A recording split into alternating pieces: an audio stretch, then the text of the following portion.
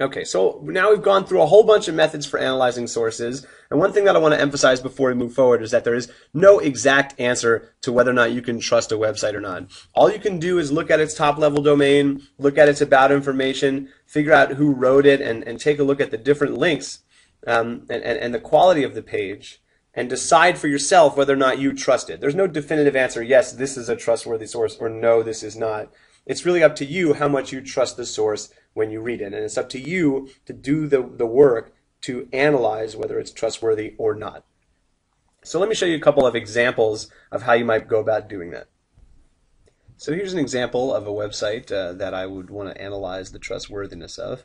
This website is December21, 2012.com. So December21, 2012.com.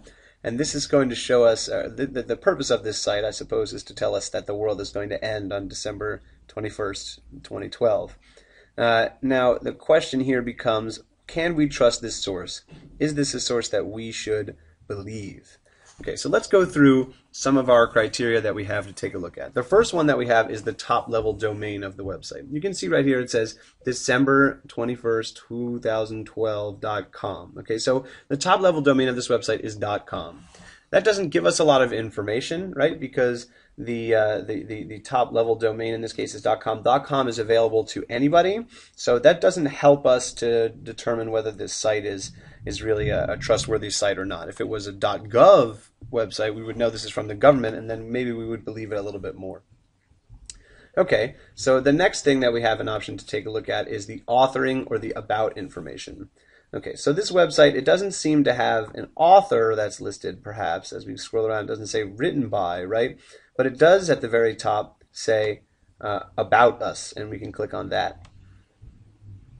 So if we see the about us information, and you can read a little bit, never before in history has one date, one moment in time, da da da da da da da, and most of this information is just stuff about 2012 and not about the website. Then we have an advertisement, or two advertisements that are sitting right here in the middle of the about information. And then we say, okay, a recent Google search gives a bunch of results about it. It's not really telling us any information about the people that are putting this site together. Here at the bottom, though, it does say, this site is dedicated to bring our visitors everything associated with December 21st, 2012, and the world events leading up to it. We will provide you with website links, articles, open discussion, da da da da. Your support and input are welcomed and greatly appreciated. So it doesn't tell you about the actual group, the company, or whoever it is that's producing this website, which is the type of information we would like to know. The fact that we don't have it and it's not given on the website makes us a little bit skeptical about whether or not we can trust this website or not. Okay, so let's go back to the front page and think about the third thing that we have to look at. Now we've got our about us information, we've got our top level domain. The next thing to think about is whether or not this site is professional or not. And it's not the most professional looking site I've ever seen. First of all, you can see around some of the images there are these white edges. You can sort of see it around this lady right here. It's talking about the Obama New World Order threat.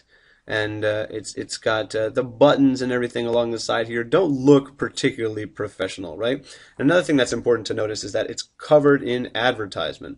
We got an advertisement here, we got advertisements down the side, we got advertisements in the beginning of the about page before, we got ads on the bottom.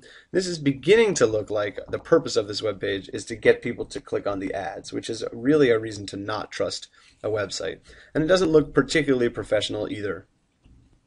Okay, and of course the last thing that we have to look at is websites that this website links to. Okay, so what are the different things that this website links to? Let's take a look. So we can click on general information about December 2012, or we can click on, and this is giving us some stuff from eHow, which is another website. We can click on the 2012 store, okay, which is going to take us to another website altogether that just sells things about 2012.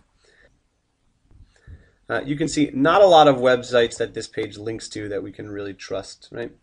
Okay, let's try and figure out if any other websites are linking to this web page. So what I'm going to do is copy the web address December21st, 2012.com, and I'm going to Google it. So let's go to Google. And we'll see if anybody else has something to say about this website. You can see right here it says something about web bot predictions, okay? A web bot is an internet project that creates websites automatically, right? So that's probably not that good. Here we have the just a lot of the same website. If we keep scrolling on, maybe we can find something that links to it. Let's see, end of the world. Just a lot of websites that are exactly the same. December 2012 alert.com, December 21 2012.tv. Okay, again, this is trying to show us that a lot of websites are just pointing to this from itself, and this is a reason to not trust this website. So all in all, we've got not a lot of reason to trust this website, and I'm guessing that the world's not going to end in 2012.